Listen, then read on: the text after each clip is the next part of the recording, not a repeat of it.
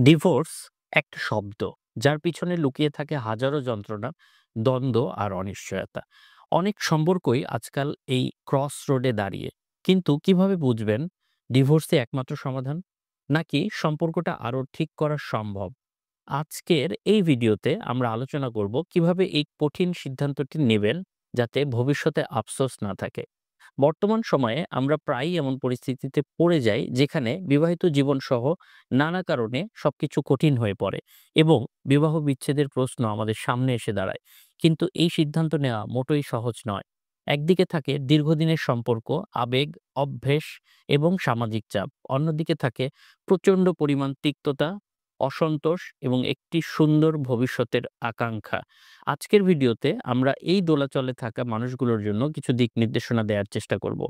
আমরা বোঝার চেষ্টা করব কখন বিবাহ বিচ্ছেদের কথা ভাবা উচিত এবং সেই সিদ্ধান্ত নেওয়ার আগে আমাদের কি বিবেচনা করা উচিত।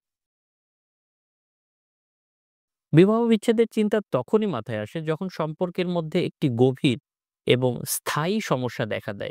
কিছু লক্ষণ রয়েছে যা ইঙ্গিত দিতে পারে যে পরিস্থিতি নিয়ন্ত্রণের বাইরে চলে যাচ্ছে। সহিংসতা বা নির্যাতন, শারীরিক, মানসিক, আবেগিক নির্যাতন কোনোভাবেই মেনে নেওয়া যায় না। যদি আপনার সঙ্গে এমন আচরণ করতে থাকে দিনের পর দিন, তাহলে আপনার এবং আপনার সন্তানের নিরাপত্তার জন্য আপনাকে নতুন করে ভাবতে হবে। ট্রাস্ট ইস্যু বা বিশ্বাসঘাতকতা, বারবার বিশ্বাস ভঙ্গ অথবা কখনো এক্সট্রা ম্যারিটাল অ্যাফেয়ার বা পরকীয়া সম্পর্কের মূল ধরে নাড়া দেয়। পারস্পরিক আস্থা ফিরিয়ে আনা অনেক কঠিন হয়ে যায়। যোগাযোগের অভাব, যখন একজন স্বামী-স্ত্রীর মধ্যে কোনো প্রকার সুস্থ স্বাভাবিক যোগাযোগ থাকে না, একে অপরের প্রতি কোনো অনুভূতি বা বোঝাপড়া থাকে না, অসম্মান ও অবজ্ঞা থাকে, একে অপরের প্রতি ক্রমাগত অসম্মান দেখানো, তুচ্ছ-তাচ্ছিল্য করা সম্পর্কের বাঁধনকে দুর্বল করে ফেলে এবং ভিন্ন মূল্যবোধ ও লক্ষ্য, জীবনের মৌলিক মূল্যবোধ, ভবিষ্যৎ লক্ষ্য যদি সম্পূর্ণ ভিন্ন হয় এবং কোনোভাবেই সেগুলোকে মেলানো না যায়, সুখী হওয়ার সম্ভাবনা যখন চলে যায়, দীর্ঘ সময় ধরে চেষ্টা করার পরেও যদি মনের মধ্যে এই সম্পর্কে আর সুখী হওয়ার কোনো সম্ভাবনা না দেখা যায়, এই ধরনের পরিস্থিতি আপনার জীবনে দীর্ঘ সময় ধরে বিদ্যমান থাকে এবং সমাধানের চেষ্টা করেও কোনো পথ খুঁজে না পাওয়া যায়, তাহলে বিবাহ বিচ্ছেদের কথা চিন্তা করা বা বিবেচনা করা বা ভেবে দেখা যেতে পারে।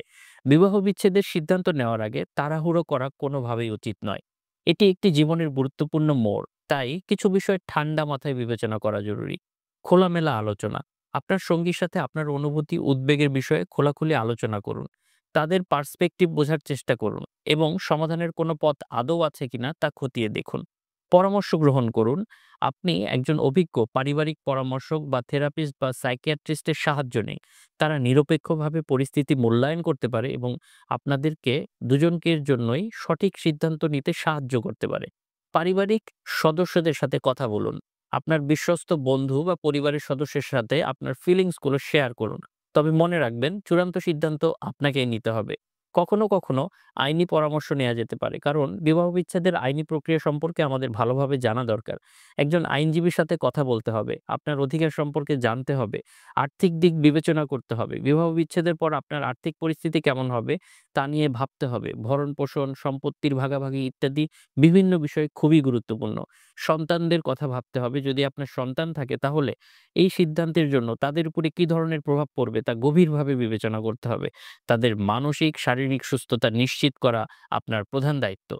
নিজের মানসিক প্রস্তুতি নিতে হবে। বিচ্ছেদের পর আপনি মানসিকভাবে কতটা প্রস্তুত থাকবেন, কতটা সম্পর্কের এই তিক্ততার কারণে বিচ্ছেদের জন্য আপনার উপরে তার প্রভাব পড়তে পারে তা ভাবতে হবে। ভবিষ্যতের জন্য একটি পরিকল্পনা তৈরি করতে হবে এবং অন্যান্য বিকল্প, যেমন বিবাহ বিচ্ছেদই একমাত্র সমাধান নয়।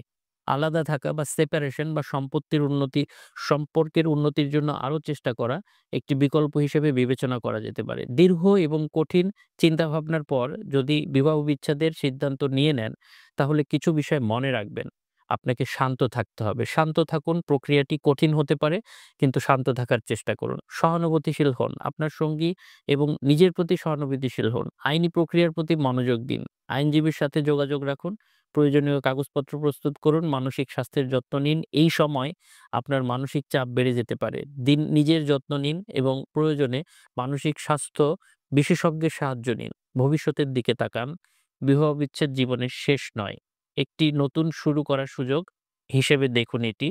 দর্শক, বিবাহ বিচ্ছেদ একটি কঠিন এবং বেদনাদায়ক সিদ্ধান্ত। আমরা আশা করি আজকের আলোচনা আপনাদের সেই সিদ্ধান্তহীনতা কাটাতে এবং সঠিক পথে চালিত হলে সাহায্য করবে। আমরা চাই না যে কোনো সম্পর্কই নষ্ট হয়ে যাক। আমরা চাই না কারো ডিভোর্স হয়ে যাক, বিচ্ছেদ হয়ে যাক, সেপারেশন হয়ে যাক। আমরা চাই প্রতিটি মানুষ যেন দাম্পত্যের এই সম্পর্কে সুখী হয়। তারা যেন একে অপরকে বুঝতে পারে, একসাথে পথ চলতে পারে, সারা জীবন একসাথে থাকতে পারে। কিন্তু কখনো, কখনো জীবন আসলে আমাদেরকে এমন পরিস্থিতিতে দাঁড় করায়, যেখান থেকে আসলে আমাদের ভবিষ্যতের জন্য বা বর্তমান সময়েও সুস্থ স্বাভাবিকভাবে বাঁচার জন্য বাকি সব পথ আলোচনা করার পরেও দেখা যায় আর কোনো অপশন নেই। এবং সেক্ষেত্রে আপনাকে ঠান্ডা মাথায় ভালোভাবে আলাপ আলোচনার মাধ্যমে চিন্তা ভাবনা করে সময় নিয়ে সিদ্ধান্ত নিতে হবে। মনে রাখবেন, আপনার সুখ এবং শান্তি সবার আগে।